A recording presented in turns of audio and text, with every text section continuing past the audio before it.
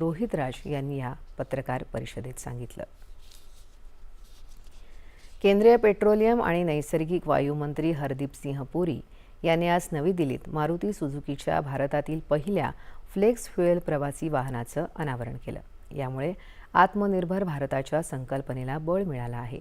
केंद्रीय रस्ते वाहतूक आणि महामार्ग मंत्री नितीन गडकरी देखील या कार्यक्रमाला उपस्थित होते।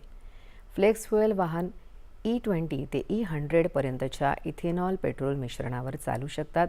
फ्लेक्स फ्युएल वाहनं भारताला कच्च्या तेलाची आयात कमी करण्यासाठी, इथेनॉलच्या मागणीद्वारे ग्रामीण अर्थव्यवस्था मजबूत करण्यासाठी आणि कमी कार्बन उत्सर्जन करणाऱ्या वाहतुकीला चालना देण्यासाठी एक व्यावहारिक उपाय देतात, असं हरदीप सिंह पुरी यांनी सांगितलं।